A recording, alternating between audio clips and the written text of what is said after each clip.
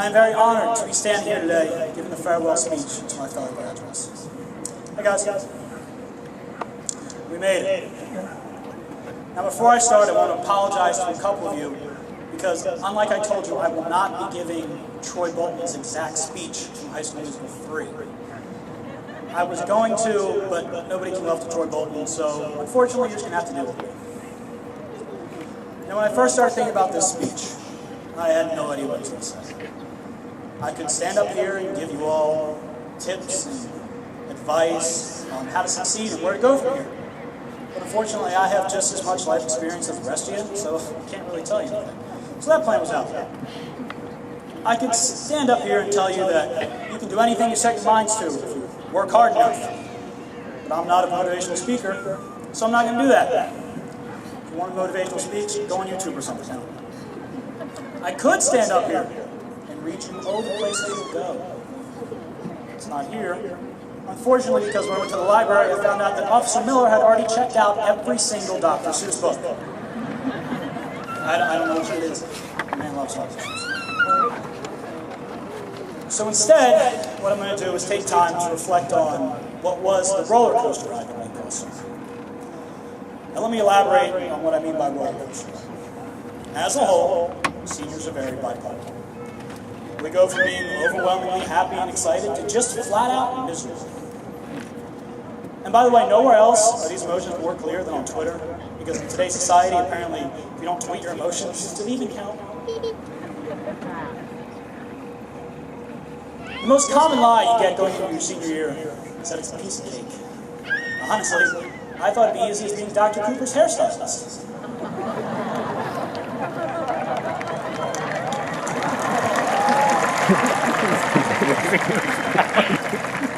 But unfortunately, that turned out after. Anyway, here's how it all started. Beginning of the school year, everyone's really excited. We're all, can't believe we're seniors, kid. Yeah. That lasts about 2 weeks.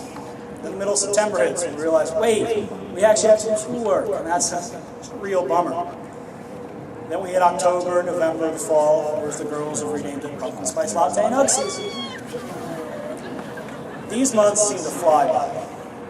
You know, for the most part, we had some good memories of Friday night football games and harvest ball, but it wasn't too high, wasn't too low. About the straight track roller coaster. Then came December, which, let's be honest, is just an entire month spending for winter break. That's what it is. You just wait for winter break the entire time.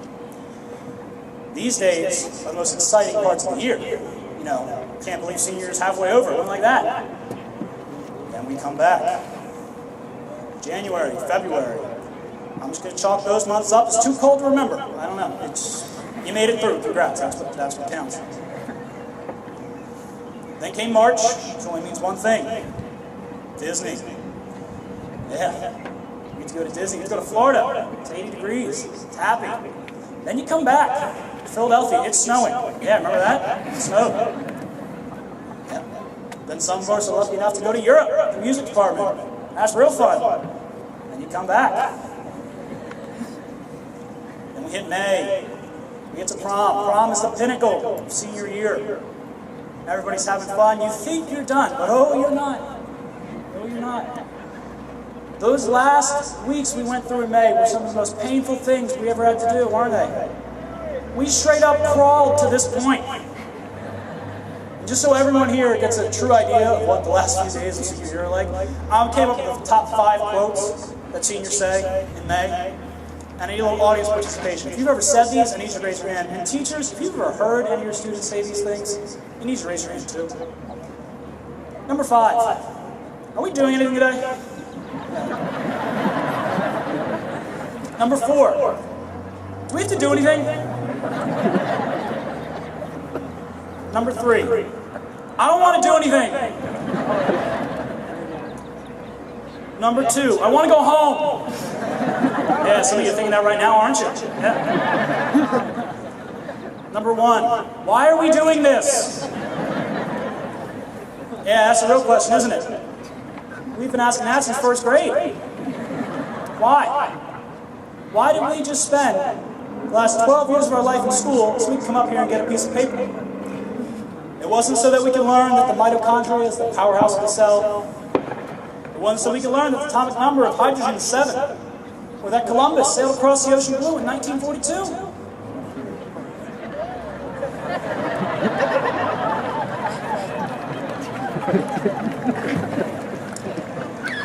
Nah, we did all this because it taught us much more than that. It taught us how to deal with adversity, how to keep pushing through when the theoretical, and in the case of the school, literal walls start crashing down on you.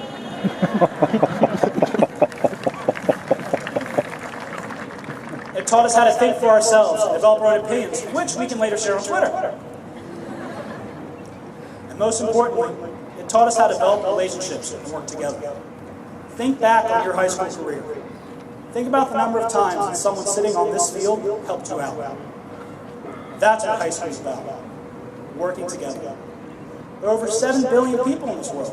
So whether you like it, you're going to eventually have to interact with a couple of them. High school taught us how to use each other, not only to get through tough times, but to succeed and make lasting memories that we remember forever. Don't get me wrong, education is important and it'll get you where you need to go. But if you want my advice, and it really doesn't matter if you want it or not, I have a microphone, I'm going to tell you anyway.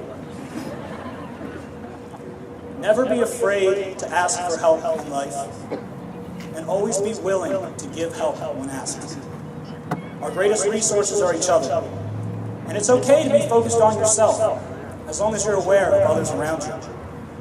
Because you never know just when you might get the opportunity to make someone else's life a little bit easier.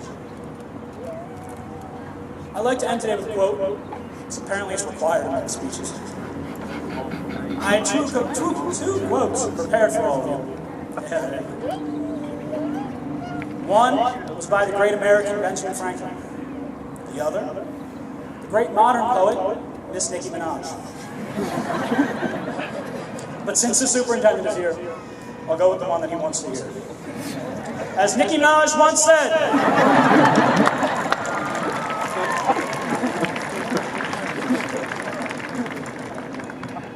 I'ma just do me when it feels right.